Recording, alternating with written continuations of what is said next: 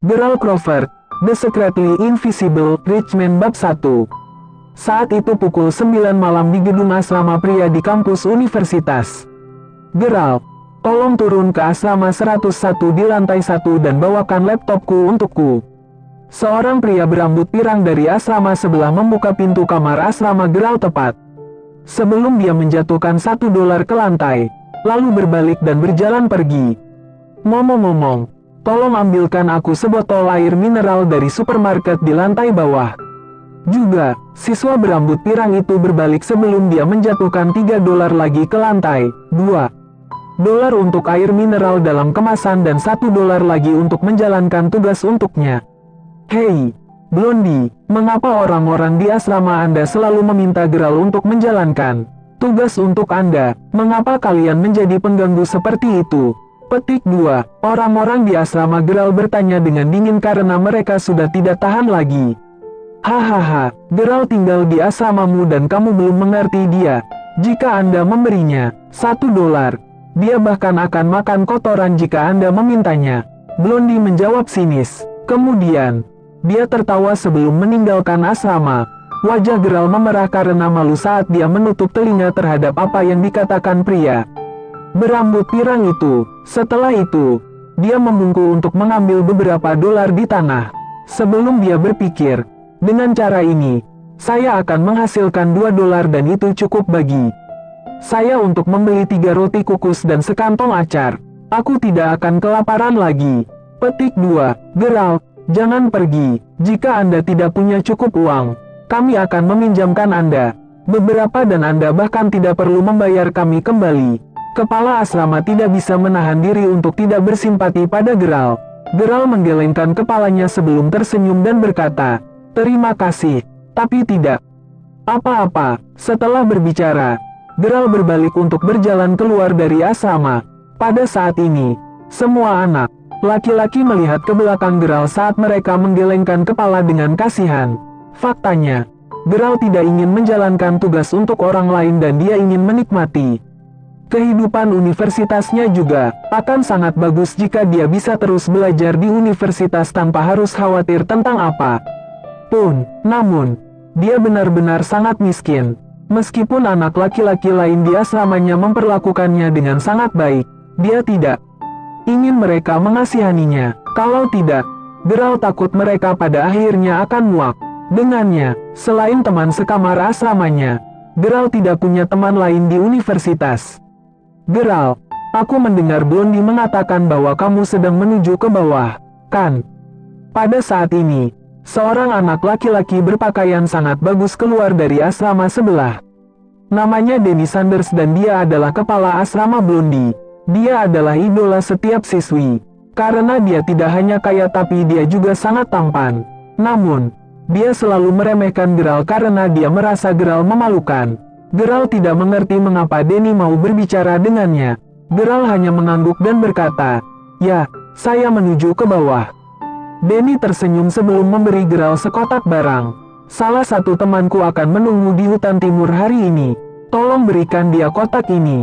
Ini, $10 untukmu." Danny adalah seorang playboy dan semua orang tahu bagaimana dia sering meminta gadis yang berbeda untuk bertemu dengannya di hutan. Danny juga punya banyak teman yang akan melakukan hal yang sama.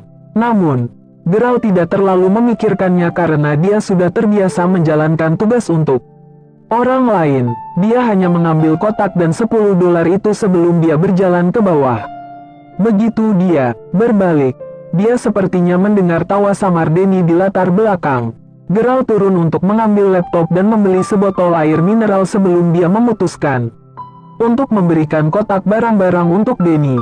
Hutan kecil di luar universitas adalah tempat yang sangat terkenal bagi pasangan untuk mengadakan pertemuan rahasia mereka di malam hari. Setelah itu, Geralt tiba di tempat yang Danny sebutkan padanya. Dia bisa langsung melihat seorang pria dan seorang wanita duduk di hutan, berbicara dan tertawa bersama. Namun, Geralt terkejut ketika dia melihat wajah pria dan wanita itu di bawah sinar bulan. Dia tercengang. Itu Safia. Mata Geralt langsung memerah dan barang-barang yang dia pegang jatuh ke tanah. Safia adalah mantan pacar Geralt dan baru 3 hari mereka putus. Tentu saja Safia yang ingin mengakhiri hubungan tersebut. Ketika mereka putus, Safia mengatakan kepadanya bahwa dia ingin waktu sendiri untuk dirinya sendiri. Namun, itu baru 3 hari dan dia sudah menghabiskan waktu dengan pria lain di hutan. Keduanya juga segera menyadari kehadiran Geralt dan ekspresi di wajah mereka tiba-tiba berubah. Geralt, kenapa kamu di sini? Anda, jangan salah paham. Aku di sini bersama Yuri. Karena, Safia segera mulai panik, merasa sangat malu saat ini. Dia dengan cepat menundukkan kepalanya, tidak tahu bagaimana menghadapi Geralt. Bocah bernama Yuri Lowell, yang merupakan anak kaya generasi kedua, melirik kotak barang yang dijatuhkan Geralt ke tanah sebelum dia tertawa terbahak-bahak. Sial, Denny benar-benar tahu bagaimana membodohi orang. Saya memintanya untuk mengirimi saya sekotak barang ini dan saya benar-benar tidak berharap dia mengirim Anda ke sini untuk menjalankan tugasnya. Ini menyenangkan. Ini benar-benar terlalu mengasyikkan. Petik 2. Geralt tahu bahwa Yuri, yang merupakan anak kaya generasi kedua, adalah teman dekat Denny. Keluarganya memiliki beberapa restoran dan dia biasanya mengendarai mobil BMW seri 3 ke sekolah. Geralt hanya bisa mengepalkan tinjunya erat-erat setelah mendengarkan kata-kata Yuri. Ternyata Denny memang sengaja melakukan ini. Selain itu, Geralt percaya bahwa Denny benar-benar berperan dalam putusnya hubungan dengan Safia. Kalau tidak, mengapa Safia bersama Yuri hanya beberapa hari setelah putus? Safia, aku tahu kamu tidak menyukaiku, tetapi kamu tidak perlu berkumpul dengan orang seperti ini setelah kita putus. Apakah Anda tahu berapa banyak pacar yang telah dia ubah? Sebelum ini, Geralt berteriak keras. Dia sangat mencintai gadis ini. Dia sangat mencintainya. Safia merasa sangat cemas dan kesal ketika mendengar kata-kata Geralt.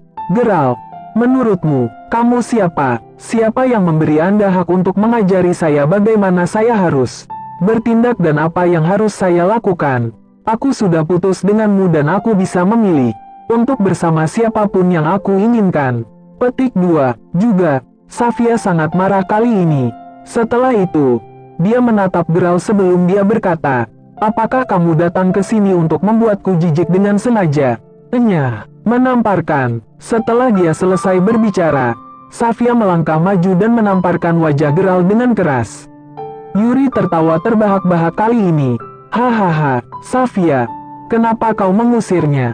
Anda seharusnya membiarkan dia tinggal dan mengawasi kami. Petik 2. Safia langsung merona. Yuri, aku sudah kehilangan minat setelah melihat orang ini di sini. Mungkin lain kali. Setelah itu, Safia melepaskan diri dari genggaman Yuri. Geralt tidak tahu bagaimana dia berjalan menjauh dari hutan dan pikirannya benar-benar kosong pada saat itu. Semuanya bermuara pada uang. Geralt dalam keadaan ini karena dia tidak punya uang. Hahaha, setelah kembali ke asramanya, Geralt disambut tawa teman-teman sekelasnya di koridor. Denny memegangi perutnya saat dia tertawa terbahak-bahak. Dia jelas telah memberitahu semua teman sekelas mereka tentang masalah ini. Hahaha, Geralt, apa yang kamu lihat saat mengantarkan barang tadi? Blondie bertanya, padanya dengan senyum di wajahnya. Sial, Safia memang sosok yang paling sempurna, kata Denny sambil nyengir. Geralt mengepalkan tinjunya erat-erat dan matanya memerah saat ini. Dia benar-benar ingin membunuh Denny. Dia ingin binasa bersama Denny. Mengapa? Kenapa kau melakukan ini padaku? Geralt mendesis marah. Denny tertawa sebelum menjawab. Hei, lihat ini. Aku sama sekali tidak takut padamu.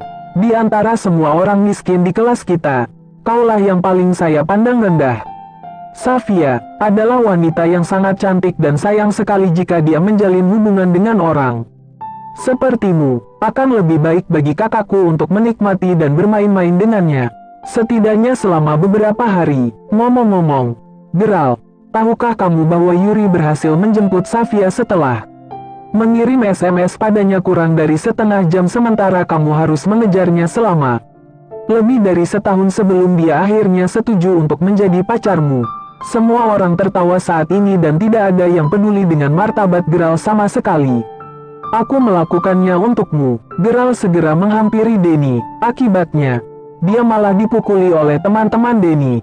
Pada akhirnya, teman sekamar Geralt datang untuk menyelamatkannya dan mereka membawanya kembali ke asrama mereka sendiri. Geralt menutupi wajahnya dengan selimut saat dia terus terisak saat dia berbaring di tempat tidur. Mengapa mereka harus menggertak saya dan menginjak-injak harga diri saya? Mengapa? Apakah saya tidak punya perasaan hanya karena saya miskin?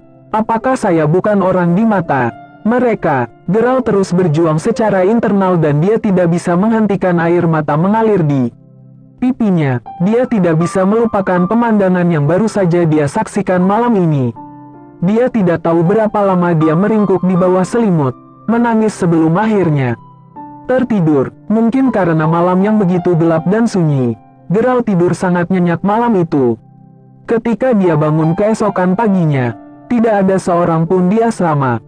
Geralt tahu bahwa kepala asrama pasti tidak ingin membangunkannya karena dia mungkin merasa akan lebih baik bagi Geralt untuk tinggal di asrama daripada pergi ke kelas setelah kejadian malam sebelumnya. Ketika Geralt mengangkat ponselnya, dia menemukan bahwa dia telah menerima banyak pesan, teks dan panggilan tak terjawab. Yang mengejutkan Geralt, semuanya adalah nomor asing.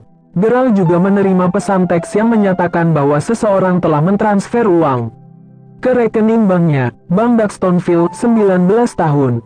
Saldo akun Anda yang diakhiri dengan 107 adalah USD 1.500.000.00. Petik 2. Geralt tercengang saat melihat deretan angka itu. 1.500.000 rupiah. Siapa yang akan mentransfer $1,5 juta kepadanya? Geralt buru-buru menelepon bank untuk mengkonfirmasi transfer tersebut dan dia semakin bingung setelah mendapat konfirmasi dari bank. Kali ini, ponselnya mulai berdering lagi. Itu adalah panggilan telepon lain dari nomor telepon internasional dan Geralt segera menjawab panggilan itu. Geralt, apakah Anda sudah menerima uang yang saya transfer kepada Anda? Aku adalah kakak perempuanmu. Suara yang familiar terdengar di ujung telepon. Saudara, apa yang sedang terjadi? Bukankah kamu dan orang tua kita bekerja keras untuk menghasilkan uang di luar negeri? Dari mana Anda mendapatkan begitu banyak uang? Petik 2. Geralt sangat terkejut. Erem, ayah kami berniat menyembunyikan kebenaran darimu selama 2 tahun lagi. Tetapi aku tidak bisa melakukannya karena aku tahu kamu terus-menerus diganggu di sekolah. Oleh karena itu, saya berencana untuk memberitahu Anda kabar ini sebelumnya. Keluarga kami sebenarnya sangat kaya. Keluarga Crawford memiliki industri bisnis besar di seluruh dunia. Tahukah Anda bahwa 80% tambang emas, mineral, dan minyak bumi di Afrika sebenarnya milik keluarga kita? Ini tidak termasuk semua industri lain di Duxtonville dan luar negeri. Apa? Geralt langsung menelan ludah. Jika $1,5 juta ini belum ada di tangannya, dia tidak akan mempercayai ini sama sekali. Dia benar-benar berpikir bahwa saudara perempuannya hanya mengolok-oloknya. Aku tahu kamu merasa sangat sulit untuk mempercayaiku, Geralt, tetapi kamu harus belajar menerima kebenaran secara perlahan. Pada awalnya, saya juga dibesarkan di lingkungan yang miskin, tetapi setelah beberapa waktu, lama-kelamaan saya mulai terbiasa dengan gaya hidup orang kaya. Omong-omong, saya telah mengirim sesuatu kepada Anda melalui kurir dan itu akan tiba pagi ini. Anda tidak perlu lagi khawatir tentang uang di masa depan. Petik 2. Saya tidak tahu berapa biaya apapun di Duxtonville saat ini. Tetapi Anda tidak perlu khawatir. Gunakan saja $1,5 juta untuk saat ini. Aku akan meneleponmu lagi bulan depan. Petik 2. Setelah menutup telepon, Geralt masih tidak percaya. Dia selalu hidup sebagai orang miskin sepanjang hidupnya. Tapi, dia sebenarnya adalah anak kaya generasi kedua.